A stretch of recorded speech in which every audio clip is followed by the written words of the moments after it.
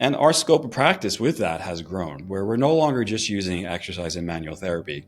We're using psychologically informed skills. We're considering someone's physical health as well as their mental health. All these things have had an impact on how we practice. But with that, models have to evolve as well, right? But it's really difficult at times to get practitioners to change when the system they're working in, because we're really talking about a system here, right? And PRISM is a systems-based approach. It's really hard when professionals are working in systems that don't financially incentivize their behavior in a certain area. So that's definitely a barrier. Pain science and biopsychosocial practice all sound great in theory. Application is always where the challenges lie. Frameworks and models can be very helpful in our application as it gives us kind of a way to organize our thinking and working with a patient. And this week's guest, Joe Tata, along with his colleagues, have developed such a model, the PRISM model. In this episode, Joe will discuss his background in private practice and what brought him to his current focus on complex pain issues. We're going to discuss concepts of salutogenesis and resilience and how that influenced the development of this model. He's going to share the model in whole and touch on the domains and processes contained inside. You'll come out of this episode with an appreciation of all that goes into comprehensive pain management. And as always, we'd love if you could like, comment, and share with anybody you think would benefit from the episode. If you really want to go deep, then check out the Modern Pain Pro community that's linked below in the show notes. This is the Modern Pain Podcast with Mark Cardula. Welcome to the podcast, Joe. Hey, Mark. It's great to be here. Thanks for the invite. No, great to have you. We've met, I think it was in Boston, International Association for the Study of Pain's conference. Gosh, I think it was 18, if I remember right. It's been a minute, but and obviously followed your work throughout, my time knowing you, and it's been on mainly digital, as many of the online world we live in is, where we get to know folks more digitally before we meet them in person. And really have had huge respect for your work. And we're going to talk a little bit more about that today, especially in regards to the model you've developed with some of your colleagues. But before we do that, Joe, if you don't mind introducing yourself to the audience, and I'd love to hear a little bit of your journey to where you've come to this focus on persistent pain. Sure. I've been a physical therapist since 1997. Back in the day, most of us had a bachelor's degree. So came right out of school with a bachelor's in PT and started practicing at a really great small community hospital in New York City and New York City's Greenwich Village. And it was inpatient multidisciplinary rehab. So I did that for about 2 years. When I was there, I also started moonlighting, doing a little bit of outpatient physical therapy in different practices in the area. And then I kind of made this kind of big jump into a dance medicine practice where most of the day, my schedule was treating performing artists. So ballet dancers, Broadway dancers, musicians, really fun group to work with. And when I was there working with a particular ballet dancer, I had this kind of experience with her where she came in diagnosed with a fusion of L5S1, which we know is called a sacralization, and it's a normal occurrence, an anomaly that happens in many people, except she was really fixated, I would say, kind of on this diagnosis. So I would work with her. She obviously was strong and flexible and agile and quite a beautiful mover, we shall say. But it was really difficult for her to get beyond this idea that she has this potential fusion in her back, which she kind of identified as potentially limiting her range of motion. So during this time, I was like, oh, there's something else going on here besides the physical body, which I had, known on some level. I was a competitive gymnast, so gymnastics is a kind of a mind-body sport, if you will. But it really started me thinking kind of broader, like, okay, what else is going on here? That particular practice had a Pilates studio attached to it. So Pilates is known as a mind-body exercise. So I got certified in Pilates and started teaching that to my dance medicine patients as a form of rehab. And I also started teaching it as a form of like general body conditioning for other people. So it was interesting to see how that developed. From there, I left that practice, and me and another physical therapist started our own private practice, one of the first cash-based practices in Manhattan in New York City. And it did well. Thankfully, we were blessed. And we grew to a second clinic, then eventually to a third clinic. And to kind of make a long story short, we opened up about 17 clinics over the course of about 15 years. Always had my hand in patient care, avid continuing education, avid learner. I love taking courses and reading books and reading research and treating patients. But as the practice grew, I also wound up in more of a management position where I was in charge of bringing student physical therapists into the practice, training new graduate physical therapists, and kind of mentoring and developing, if you will, the clinic directors who were in charge of the clinics. And this is kind of a little bit before the day of things like residency programs and things like that. So we actually kind of created our own, I'll loosely call it a residency program, if you will, because we found that, new professionals, new physical therapists needed some help and guidance and mentorship as they went from being a student to being, a new grad physical therapist, so to speak. And then usually over the course of the first, 5 to 10 years, I think we're like sponges and we're really absorbing a lot of information. So we help them with that, professional development process as well. Somewhere in 2016, I exited from that larger multi-clinic practice, took about 3 months off. And I was like, what do I really want to do? Like, I've done a lot of the clinical side of this. I've done a lot of practice building. And I really wanted to reach people kind of on a bigger level. So I wrote a book. I went to a New York City publisher and got a book deal. And I wrote my first book, which is called Heal Your Pain Now, and put that out there in the world. And I said, all right, let me see kind of what comes back from this. And some interesting things came back, both from people with pain as well as from the various professionals out there. Of course, people were looking for care, right? Because it's really difficult for people to kind of narrow down what is good, safe, effective, quality care in our kind of healthcare diaspora, especially in the United States of America, where things can be a little conjointed in the pain management world. And then physical therapists and other professionals reached out to me and said, hey, I read your book and I learned that you talked or have studied mindfulness. What did you do, basically? So from there, I started kind of educating and training physical therapists in, what you and I might term as biopsychosocial or whole person approaches to pain. And that's kind of the basis of kind of what got me here today. Yeah. An interesting journey. I didn't realize, you had that big footing in private practice to start and then, done some great things. I definitely will link some of your books in the show notes so folks can check out those. You mentioned that biopsychosocial approach, and of course that's kind of been, angled back in, I think, the 70s, of course, proposed that. And then I think we latched onto it along with, the explain pain movement. I think Butler and Mosley kind of really were and along with maybe Lewis Gifford being, two pioneering groups that really were pushing the envelope with that. And as we've seen the biopsychosocial model kind of evolve over time, I think it's been clear, Peter Stillwell's work along with some of his colleagues and others, and Ben Cormack's been talking about it on social media. I know yourself putting out some great content in regards to that. Why do you feel like it's time for us to kind of evolve that model and kind of take it steps further than maybe what you've seen traditionally as it's been applied in physiotherapy and maybe in pain in general? Yeah, I mean, it's interesting. When you look back, the biopsychosocial model was developed, I think it was like 1977, right? So this is not new, even though people are on, social media talking about it like it is new, but it's not a new model.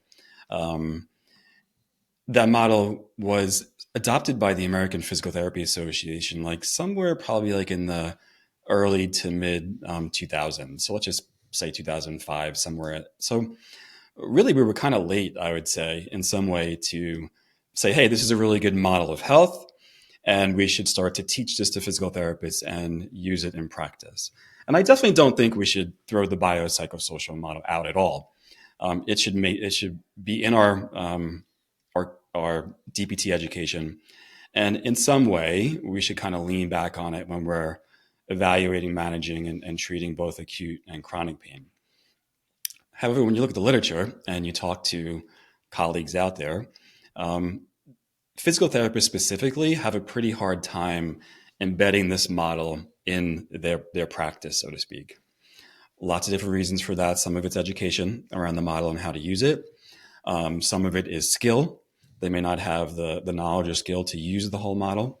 Some of it is the practice setting that they're in, where they don't have enough time, or the policy of the organization, whether it's a hospital or an outpatient practice, really doesn't emphasize this type of approach. I think the biggest thing, though, is that we, as a profession, have evolved. When I went to school, there was a primary emphasis on biomechanics and pathoanatomy, so to speak, pathokinematics. And definitely my probably first 7 to 10 years, heavy focus on that. But if you are a kind of thinking professional and you're saying, wow, some of my patients are doing really well and they're fully recovered, and then I had this other group that I'm not really sure I'm having an impact at all. So what am I missing? Or what's missing from my evaluation or my approach, basically? And that has been reflected, I think, in the physical therapy research. It's been reflected in DPT education, where we're now talking about more of a whole person approach to both health in general, as well as pain. And our scope of practice with that has grown, where we're no longer just using exercise and manual therapy. We're using psychologically informed skills. We're considering someone's physical health as well as their mental health. All these things have had an impact on how we practice. But with that, models have to evolve as well, right? So I said, okay, can we actually, or should we, take a look at and maybe start to create a new model that might be beneficial, not only for physical therapist practice, but other healthcare professionals as well. Yeah. Yeah, and the model we'll discuss, the PRISM model, I think was what was birthed out of that thought process. I'm curious, before we get into the specifics of it, you've sounds like you've kind of laid out how the thoughts that kind of founded why you guys and your colleagues have kind of developed this. But I'm just wondering if you could discuss how the co-authors and other folks that were involved with it and kind of their background and how they've kind of also contributed and influenced that model. Yeah, so I wrote me and you may know Ginger Gardner, who is a physical therapist. You should have her on your podcast. She's a really great physical therapist, and her and I co-edited a book called Integrative and Lifestyle Medicine and Physical Therapy, and we invited 40 physical therapists to contribute to chapters. Basically, one day I was kind of sitting on my couch with a cup of coffee, kind of flipping through the book, and we asked the authors of each of those chapters to give us like a conceptual model, if you will, that would support whatever it is that they were talking about in that book. So it's a really interesting conceptual models built that talk about things like, health and wellness, that talk about psychologically informed care, nutrition, mindfulness, all these different conceptual models. And I was like, this is kind of interesting because as physical therapists, we learn about a lot of different aspects of care. But we really don't have our own model of pain management, if you will. We rely on other models like the biopsychosocial model. So I was like, why don't we have our own model of treating pain if we look at ourselves as, really key players in treating chronic pain or managing chronic pain? So I reached out to Stephen George, who co-authored the chapter on psychologically informed practice in the textbook. And many people on this podcast know he was kind of the pivotal force in psychologically informed care. And I said, hey, I'm kind of noticing like we don't really have a comprehensive model for treating pain. If I developed one, would you be interested in supporting a paper around it for publication? And he said, sure, I'm always interested in models. It's kind of his thing that he does most. But I realized just him and I kind of weren't going to be enough. So I reached out to Janet Besner, who wrote some of the earliest research on health and wellness promotion, because I really wanted to bring a strong health and wellness approach to the model and really start to shift away from a pathoanatomic model.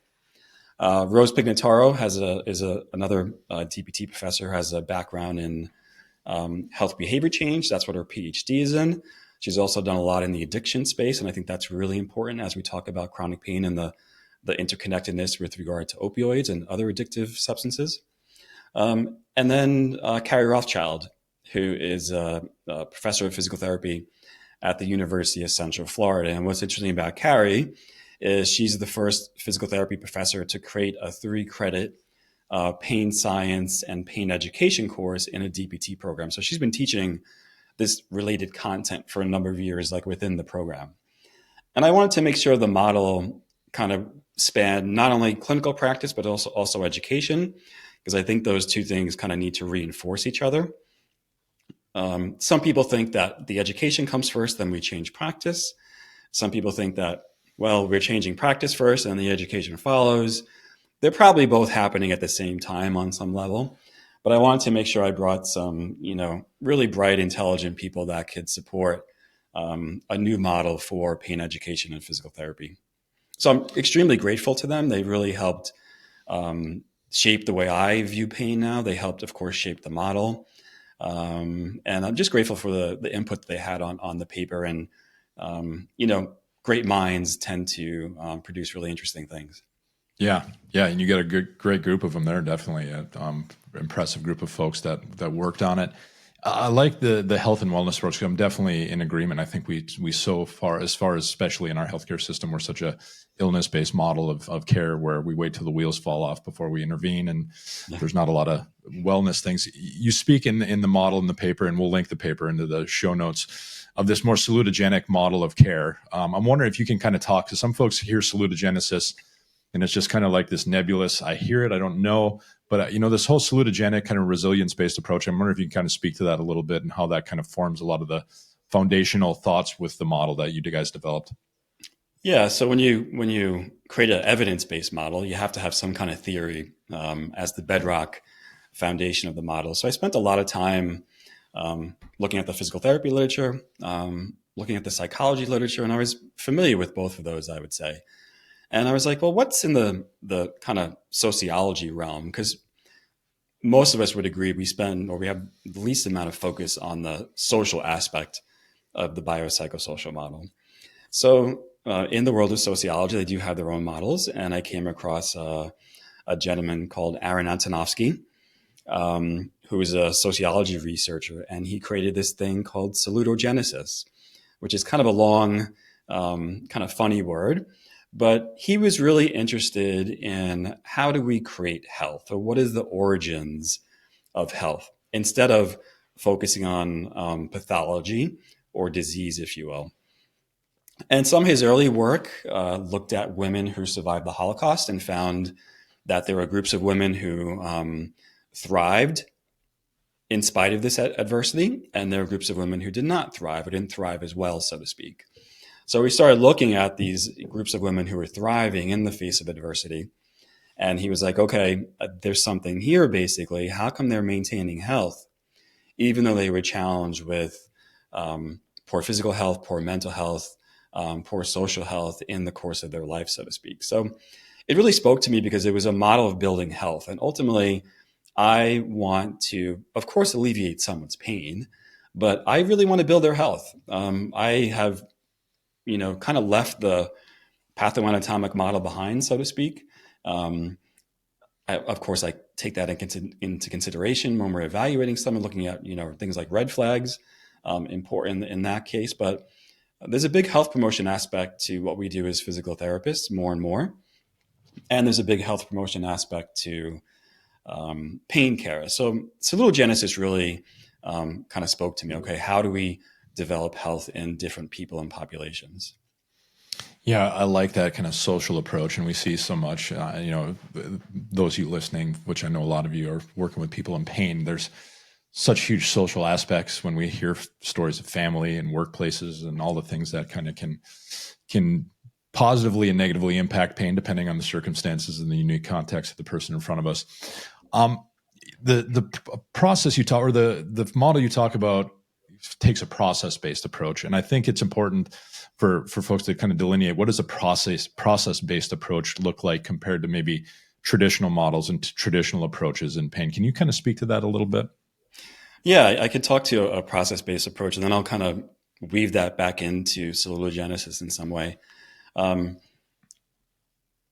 Still to this day, we, not just physical therapists, but a lot of health professionals, are very intervention-oriented.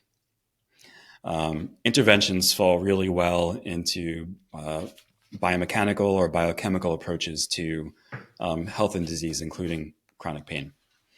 So with that, we kind of expect this like one-to-one relationship. So for example, if I go out today and throw a baseball around, and let's say I haven't thrown a baseball around for a long time, I might irritate my rotator cuff tendon and have a little bit of inflammation there.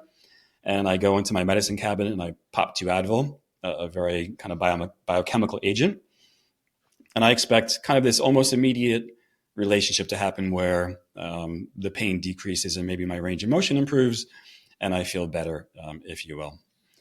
We have kind of spread that intervention approach, if you will, across healthcare, and definitely into pain care and definitely into physical therapy, where we're looking for the best manual therapy technique. We're looking for the best exercise. I think dry needling is a pretty good approach to that. I'm not against dry needling. I think it has a benefit on some level, but still many people are using it as far as like that one-to-one relationship, if you will. A process-based approach really is a health behavior change approach. So as physical therapists, we are health behavior change experts.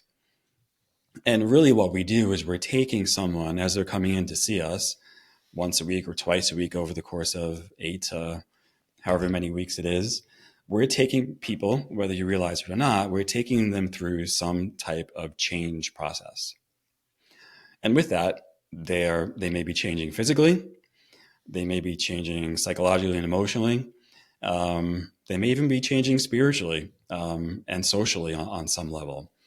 And I've become really interested in how can I help guide and facilitate this change process. And how does that work? And once I started kind of shifting my mindset on what's the best intervention to alleviate pain versus what's the best process I can bring someone through based on who they are, their previous life experiences, and what they're currently experiencing. What's the process I can take them through so that they can either one, become more resilient to pain, or two, completely recover. And even within that recovery, is there some growth that happens? So all that is kind of wrapped up into a process-based approach. Probably most easily identified in the psychology literature, but you can have physiologic processes that change. Many of our patients have metabolic syndrome. There are ways or processes that we have for changing someone's metabolism, so to speak. That's a process that happens over time. Sure, you can take something like metformin, which might regulate your blood sugar in a relatively fast way, but things like exercise, physical activity, nutrition also has the same effect, but those things happen in a more of a process over time. So ultimately, one, I want to change the way I approach someone, because my approach to someone does have an impact on how they feel and how they function. And the two, I want to start to shift therapists, specifically physical therapist idea, that you can take this process more health behavior change approach, which is just as effective and many times more effective than an interventional approach. Yeah, definitely would agree. You know, as trying to incorporate some process-based approaches into my practice and things, it's looking a lot more comprehensively at the human in pain, of course, than just through this. I'm going to identify one impairment or dysfunction and eradicate it with my chosen intervention, which again, I'm similar with your thought process around like dry needling. It seems to be the most popular one currently. And it's, again, looking at this like one-off, I'm just going to identify the one thing, and we don't recognize the biopsychosocial nature of that treatment in of itself with contextual effects and all that stuff. That's for another podcast, of course. But I'm wondering if you can speak to the domains of that PRISM model of kind of what those are made up of and how you kind of came up with them. Yeah, so one, a big literature search where I looked through, of course, the physical therapy literature because it's going into a physical therapy journal ideally, but also the psychology literature, the neuroscience literature, sociology literature, as we mentioned, some of the literature on population health, because we should also be kind of moving to more of a population health perspective in what we're doing, trying to reach all the people that have pain. It's really difficult to do that kind of on a one-on-one basis. So looking at the evidence, as you know, Mark, when you look at anything for chronic pain that's delivered in a single intervention, outcomes are maybe kind of minimal, right? But even within that, there are still interventions or still processes, so to speak, that do start to kind of float to the surface that have a positive impact on people's health. They are biopsychosocial in nature, but they kind of extend beyond biopsychosocial nature in nature. I promised I would kind of bring this back to salutogenesis again. So at the core of salutogenesis is what's called a sense of coherence. And that really spoke to me the most from that salutogenic model. And a sense of coherence is broken down into three components. So it's, does a person understand what their condition is and what's happening to them? Can they access resources? Aaron Antonovsky called these generalized resistance resources. So can they access resources, or can we help them access resources that help them kind of bounce back from this adversity? And then finally, can they find some meaning in this entire experience that they're having? For us, it's obviously the pain experience, so to speak. So I was like, okay, this sense of coherence really sounds like pain management in some way, right? Can we help someone understand what pain is, right? Knowing that it's not necessarily a biomechanical or biomedical phenomena, but it's a biopsychosocial phenomena. Resources. I have resources as a clinician that I can help them with, but they also have resources or strengths within themselves that I can help cultivate. And then finally, somewhere in the process, is there some type of meaning coming out of this process and that meaningfulness is really important to keep people engaged in the process. So kind of linking process-based approaches to salutogenesis, I think sense of coherence does that well. And the domains that we found, there are 6 of them, and I'll kind of go through these one by one. First domain is person context. Second domain is purpose. Third is pain literacy. Fourth is pain mindset. Fifth is physical activity. And then the 6th is physiology. So those domains are not the interventions, are not the things that we're doing to people or doing in practice.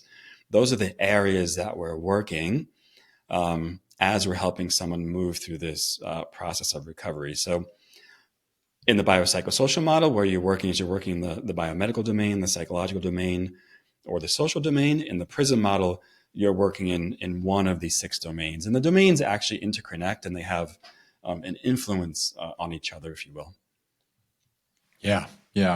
No, and the model's very comprehensive as far as it's touching on, what I definitely think, considering the breadth of your literature search, and as you mentioned, you weren't just peeking at physiotherapy literature, you were looking at neuroscience, psychology literature. So definitely can see how it's a very comprehensive model. And those of you who are listening or watching, definitely check out the show notes to take a gander at the article. But within those domains, you've built in some of the processes that you are working to take folks through to make some of these health-related changes and, helping people, live resiliently with pain, or like you said, possibly even resolve it completely. I wonder if you can speak to some of the processes that kind of fall within some of those domains that you identified. Yeah, so we saw these 6 domains that really spoke to us, and we're like, okay, well, now we need processes, behavior change processes to support those domains. When you start to look at a more comprehensive, integrative model, there's a lot to consider. So I started out with 5 processes that support one domain. So for example, pain mindset, I had these 5 processes.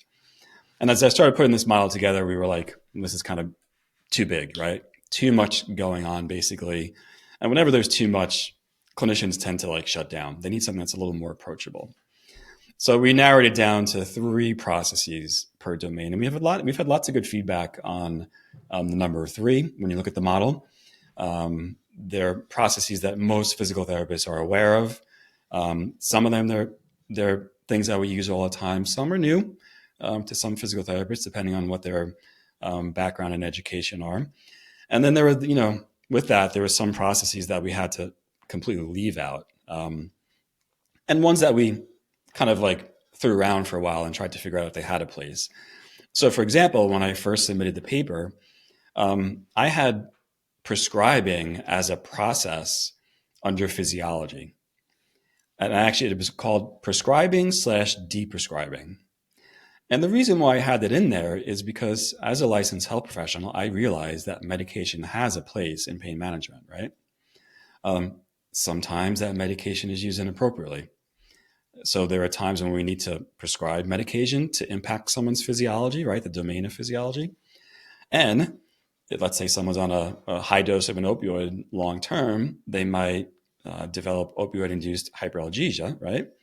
So the opioid has had an impact on their physiology, and that medication may need to be tapered or deprescribed. As you know, when you submit a paper, the peer reviewers take a look at it, and they said, well, we understand why prescribing and deprescribing is here in this kind of physiology domain. And we know that physical therapists like do prescribe medication in the military, but in general, like we don't really do this as PTs. So that kind of hit the cutting board, so to speak. And they said, what about physical activity? Squarely in our bread and butter. And I had therapeutic activity in there, so I kind of put that one back in. Another one that people often ask me about is embodiment. And initially that one process was mindful movement. I want to shift people's mindset to more of a process-based approach. So mindful movement is really the intervention, right? So this is the instruction I give. The type of exercise I may be using as the intervention is mindful movement. But I wanted to take people on more of a process-based journey, so I chose embodiment. And embodiment is interesting because it kind of goes against the very kind of top-down cognitive behavioral therapy where thoughts influence emotions and behavior. I think traditional pain education fits into that as well, where we're working just with people's thoughts or beliefs, and that influences their behavior. But this new process of embodiment really says that our nervous system is a dynamic, interconnected system. So it's not going top down. It's not going bottom up. Those things are happening at the same time at every moment. So embodiment is really a way to kind of bring together the idea that my sensory experience, my cognitive experience, my emotional experience, and my physical experience all influence each other at the same exact time in the present moment, no matter what's happening. So it's just kind of like an idea of like maybe what hit the chopping block and what was included and why. But there's 18 processes in total. Now, we're not suggesting that you would use all of them. You may just use one, like you may just spend the first session on focusing on pain literacy, right? So the domain of pain literacy. And you may be working on beliefs. So the process you're working on is beliefs. The domain that it impacts is pain literacy.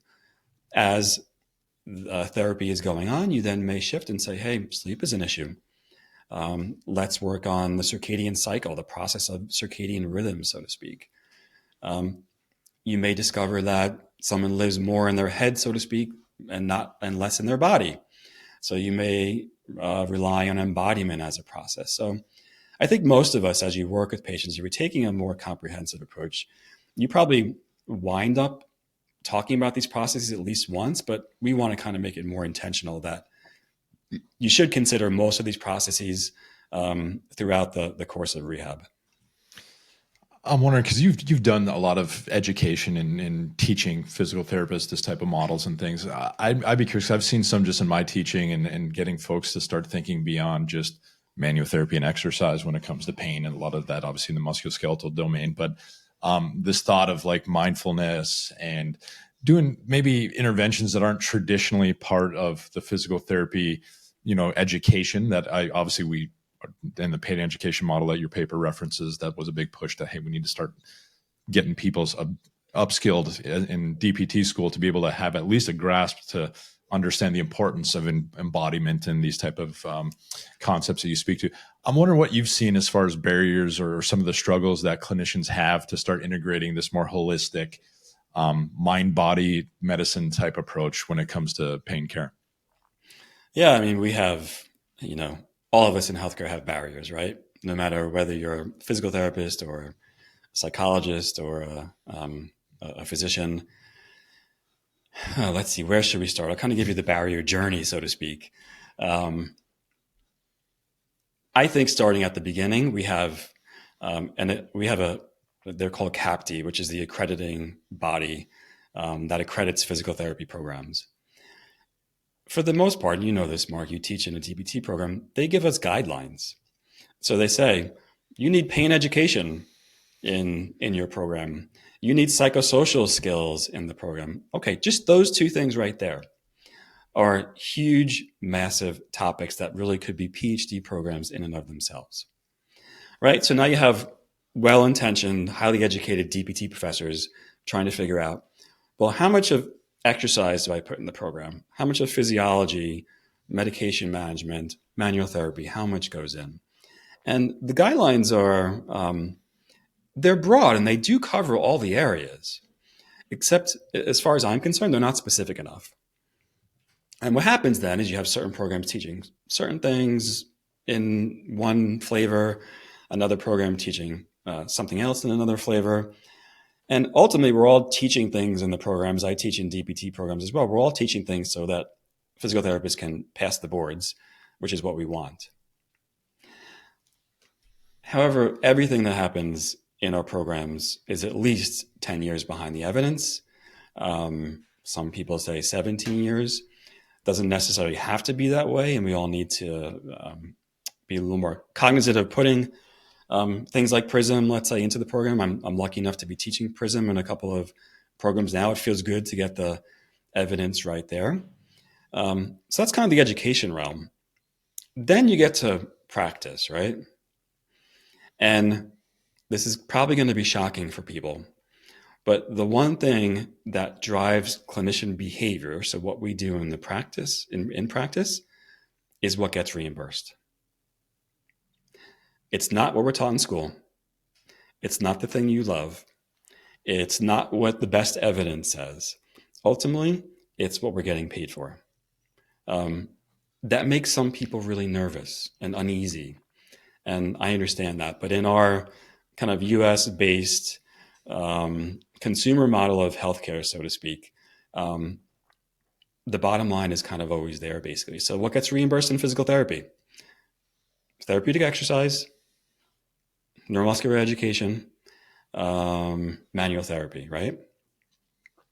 I can guarantee you, Mark, if all of a sudden insurance companies or Medicare said, we're no longer reimbursing manual therapy, that code is now, you can still use the code, but we're not paying anything for it. Or we're only going to pay $7, let's say, for manual therapy, right? But here's this new code called health behavior change. And the reimbursement code for that is $75.34. You would see clinician behavior change dramatically. One, that should happen because I think that's in line with best evidence. But it's really difficult at times to get practitioners to change when the system they're working in, because we're really talking about a system here, right? And PRISM is a systems-based approach. It's really hard when professionals are working in systems that don't financially incentivize their behavior in a certain area. So that's definitely a barrier. Now, of course, there are professionals that don't keep their education up, right? They do the minimal amount. They're not interested in learning anything new, not interested in research. I think that we probably should help facilitate their progress a little bit because it's really good for their mental health to learn new things. Some interesting research around physical therapy burnout is physical therapists realize that, for example, there's a psychological component to pain. But when they don't have the skills to address that component, they're more likely to burn out. So not only does just like things like PRISM, psychologically informed care, not only does it help patient outcomes, patient satisfaction is based on best evidence, but it also improves our mental health. So there's a lot of barriers education-wise, a lot of barriers systemically, there are a lot of barriers individually. We can definitely overcome them all.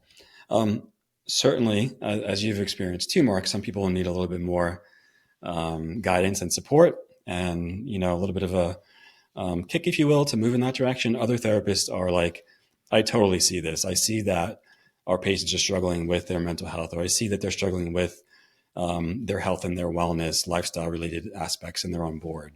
So it's interesting to look at how the landscape is changing in not just pain management, but all throughout physical therapy. Yeah, no, I think it goes back to what you mentioned earlier in our discussion, as far as like that always that 10 to 20% that aren't responding to that traditional intervention-based way of getting at it. And I think there's been shifts I've made in my career as well, where initially it was like I just go to my security blanket with everybody in the back office and, point fingers at the patient. There's, malingerer, symptom magnifier, all the things that, unfortunately we tag patients with, mainly out of our inability to understand and help those folks. And now we have some of these models. So I think there's a bit of therapists, I think, who still want to hold on to that security blanket, because it requires us to get uncomfortable. It requires us to navigate into humanity, which isn't algorithmic, which isn't a PowerPoint bullet point, type list of things you can ask and question and differentially diagnose, which again, as you've mentioned, those things are important. But to me, it's the most rewarding care too, when you can be comfortable in that uncertainty. And, a model like this gives us at least some concepts, some theories, some way to moor ourselves to something, to where we're not just flailing on the wind, mindlessly, to where we have some domains and processes to go off of. I'm wondering, when you kind of work, maybe you can speak to that too in your journey and what you see too.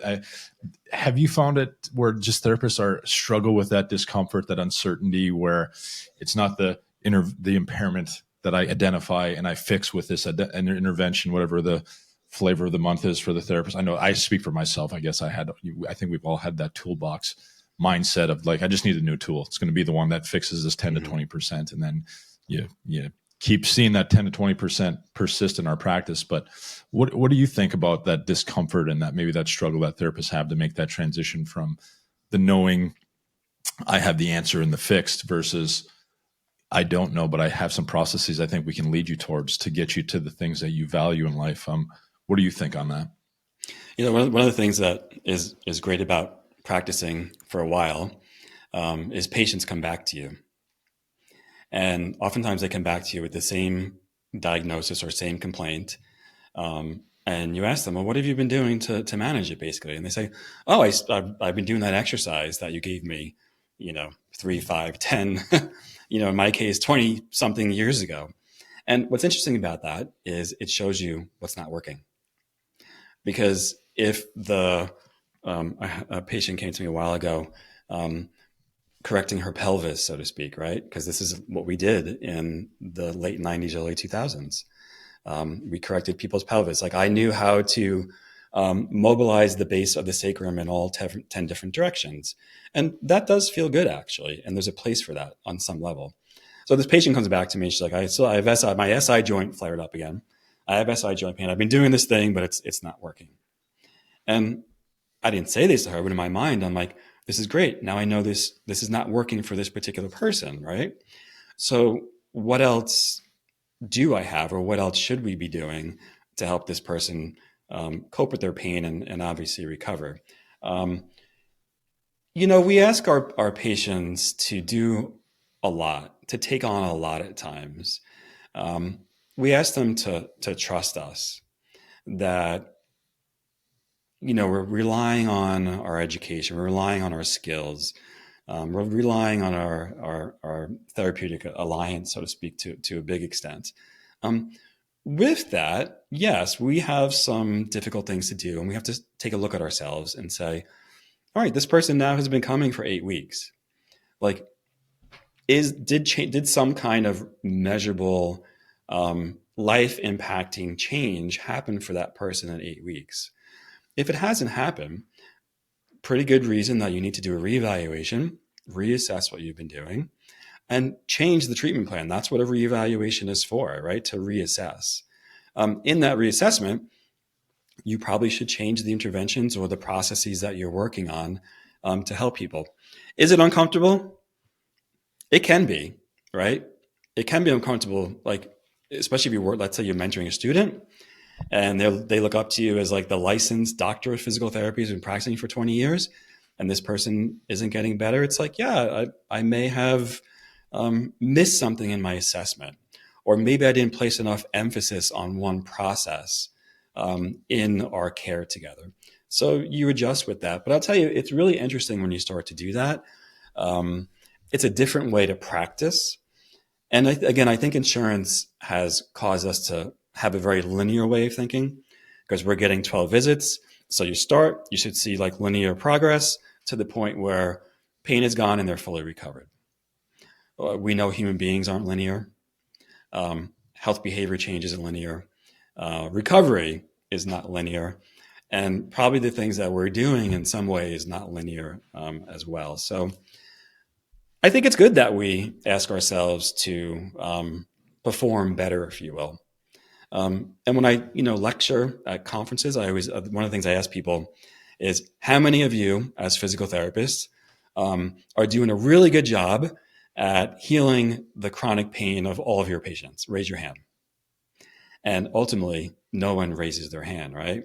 So we realize there are things that we have to improve upon, and part of that improving is becoming curious about where the gaps in your knowledge are. Filling those gaps, becoming curious about maybe the ruts that you're in, the same techniques, interventions that you've been relying on, and how can you bolster them with new techniques or new processes to help people.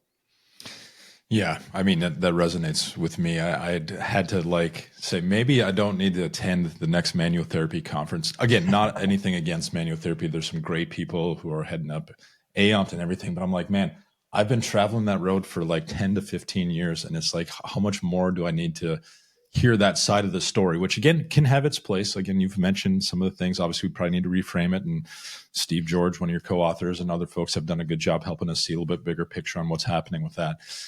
But yeah, it is sometimes hard to kind of expand our thinking a little bit beyond where our comfort zone is. But yeah, man, it's such an opportunity to help so many more people and at least have help people better understand and kind of grasp their things of what's going on in their conditions versus just the traditional biomedical way of looking at it. And if I could bring that back to PRISM for a minute, PRISM is a resilience-based model. So it's not a model of vulnerability. So a lot of the work that has been done in the early years of psychologically informed care was to, how can we identify where people are vulnerable? And most of that was, how is their thinking vulnerable and how is their mood vulnerable? And a lot of that is still based on a pathopsychology model, if you will, right? PRISM as a resilience model is, how do we help people flourish with good health in all the ways that we know, physically, emotionally, psychologically, spiritually, and socially, so to speak. Resilience is kind of an interesting topic, an interesting construct. A lot of people look at resilience purely from a psychological perspective, and there is psychological and emotional resilience that we can build in people, but there's also physiologic resilience we can build in people. There's physical resilience that we can build in people. There's social resilience that we can build in people. So when someone comes to me, it's like, all right, resiliency, one, helps people bounce back, right? So how can I help someone bounce back from this pain condition to the point where they were exactly how they were before the pain started? That's nice. If we can do that, that's wonderful. Some of it is like, this person may have significant high impact chronic pain with multiple comorbidities. So how can I help them become more resilient so that we stop that process in its tracks? And once I stop that process, then can I start to reverse it? And for some people, we may not be able to reverse it all the way, right? That's where it's like, I may not be able to take your pain away 100%, but I can make you resilient enough so that this process stops and doesn't cause you any more discomfort or harm, if you will. Something else happens with resilience, which is really interesting and we don't talk about enough. When we help people access their own resilience and we share the skills and tools that we have to help people become more resilient, the kind of end part of resilience, or what happens at the same time with resilience, is they start to enjoy or benefit from some type of positive growth. So within the pain recovery process, my focus is on resiliency. Of course, I hope to get someone to full recovery where they bounce back. People also tend to enjoy, once they apply these processes, something positive that comes out of the experience as well. And I really think that people come back to us because they notice that something positive is changing from their care, is changing from their interaction with us as physical therapists. Yeah, no, great points. And we could probably talk about this for another hour, maybe 2-3 hours. And, I know you're teaching and doing some great stuff. I want to respect your time. Before we wrap it up today, where can folks, if they want to follow up more or get in contact with you or maybe check out some of your coursework that you teach some of this with, where can they find you, Joe? Yeah, the best place to find me is on the website at theintegrativePainScienceInstitute.com. There's resources and a contact there if you want to reach out to me as well. Yeah, you did great stuff. Highly recommend you all check it out. It's great content. I've been able to see Joe's work and hear him speak a little bit, and it's great stuff. So definitely check him out. If you're listening, we'd love to have you subscribe on your podcast, wherever you're listening to your podcast. And if you're watching on YouTube, we'd love to have you subscribe there so we can get information like this out to more folks who are struggling, whether it be a clinician who's struggling to better understand and help folks in pain or a patient who might be struggling. Joe, really, again, thank you so much. And thank you for all the great work you're doing, and keep it up. Likewise, Mark. Thanks for having me here. Absolutely. Well, for all you who are listening, really appreciate your listenership. Keep us in the loop. If you have anything else you'd like to have us talk about or people you'd like to have us talk to, don't hesitate to reach out via social media. But we'll leave it at that this week. We'll talk to you all next week.